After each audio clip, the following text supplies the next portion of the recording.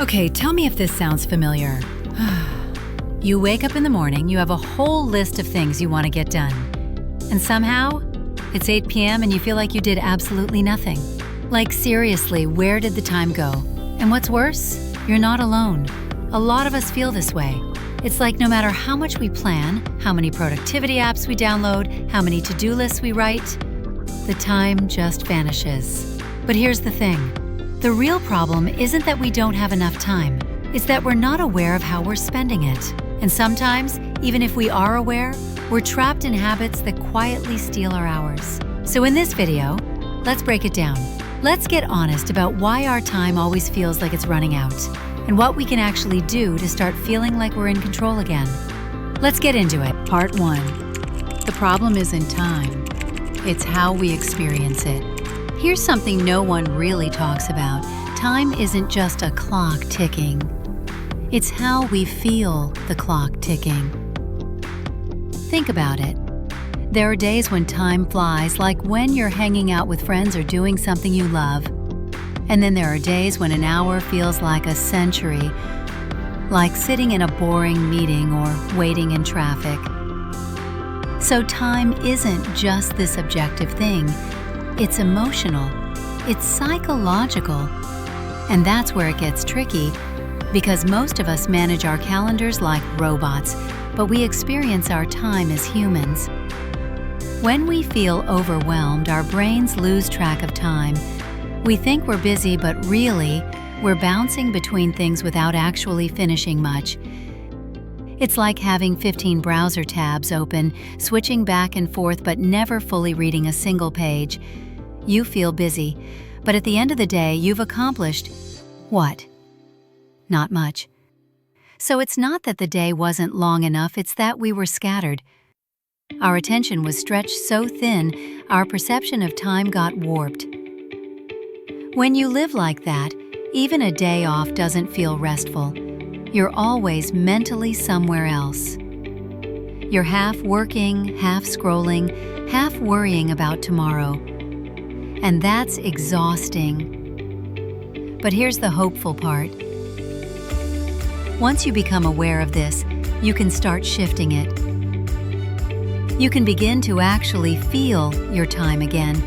You can slow it down, not by getting more hours, but by being fully present in the ones you already have. Part 2. Where our time really goes. Let's talk about where our time actually goes, because a lot of us think we know, but when we really look, it's shocking. Like you tell yourself, oh, I was working all afternoon. But were you?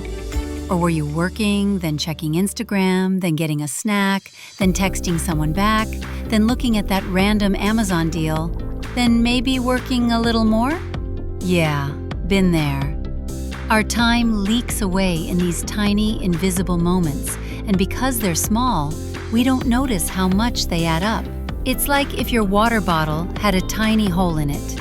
You wouldn't see a big splash, but by the end of the day, the bottle's empty. Those tiny distractions, they seem harmless, but they're draining us. It's not just social media, it's switching tasks every few minutes, over-planning, micromanaging things that don't really matter, or waiting for motivation to magically appear. Another big one, emotional procrastination.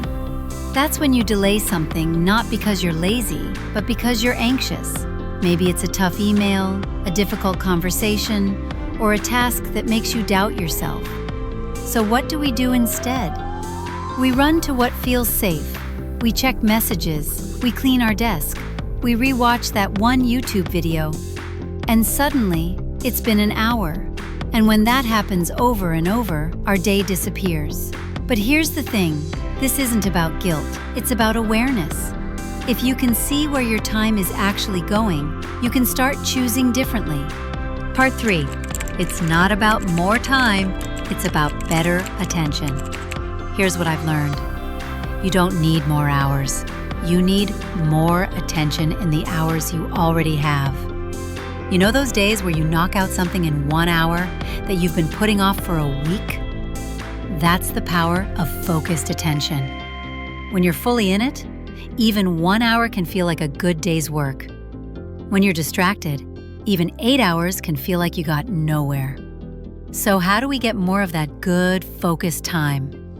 It starts with tiny shifts, like asking yourself, what's the one thing today I actually want to give my attention to? Not 20 things, just one. Most of the time, it's not even the hardest thing, it's just the thing we've been avoiding. Instead of making crazy long to-do lists, try making a must-do list with just 1 or 2 things. When you're working on that thing, really be there. Put your phone in another room. Close those extra tabs. Give yourself permission to just do one thing badly instead of 10 things half-heartedly. When you focus like that, time actually feels like it expands. You start feeling in control again. You stop asking, where did the day go? Because you know where it went. You sent it exactly where you wanted. Focused attention isn't just about productivity. It's about presence. It's about actually experiencing your life while you're living it. When you're fully focused, you don't just get more done. You remember it more clearly. The day feels fuller, richer, and more satisfying. Think about your best memories. They weren't made while you were juggling 5 tasks. They happened when you were truly present, fully engaged. That's the energy we can bring to our daily work. It's not always easy. Sometimes you'll catch yourself drifting. That's normal. But the more you practice coming back to what matters, the stronger that attention muscle gets. With time, focused attention becomes your default. It becomes your new normal. And that's when your days start to feel like they really belong to you again. Part 4. Why feeling busy isn't the same as being productive. One of the biggest traps? Feeling busy. You can spend a whole day answering emails, organizing files, taking calls, updating spreadsheets, and still not move your life forward an inch. Busy feels good because it gives you a false sense of progress. It makes you feel like you're doing something. But being busy isn't the same as being productive. Productive means you're creating results that matter. Busy means you're filling time. Sometimes we hide in busy work because it's less scary. It's safer to check boxes than to face the thing that really matters. Maybe you're putting off starting that business, writing that book, having that hard conversation.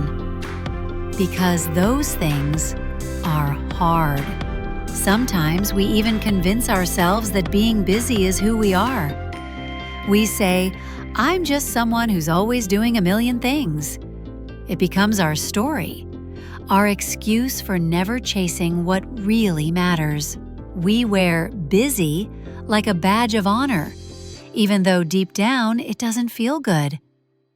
When you fill your day with busy work, you miss the deeper work. You miss what actually lights you up, the projects that challenge you, the things that make you proud. When you spend most of your time in fake busy, you never feel the satisfaction of real progress.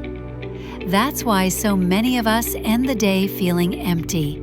Our brains know the difference.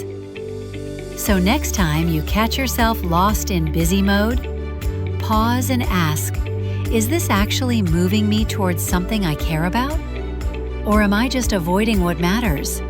It's a hard question, but it's the question that changes everything. When you start asking that question regularly, you begin to catch yourself sooner. You start making different choices. And that's how you shift from being busy to actually being fulfilled. Part 5. The real fix. Focus on what actually matters.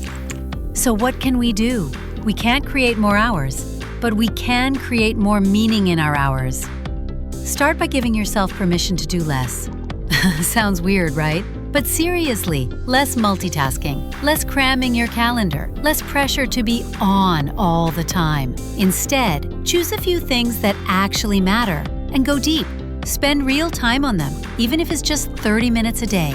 It's not about perfectly scheduling every second. It's about building little islands of attention in your day where you can actually feel progress. When you start doing less, you actually start noticing more. You hear your own thoughts more clearly. You notice what tasks drain you versus what energizes you. You realize which commitments are there just because you said yes out of habit, not because they genuinely matter.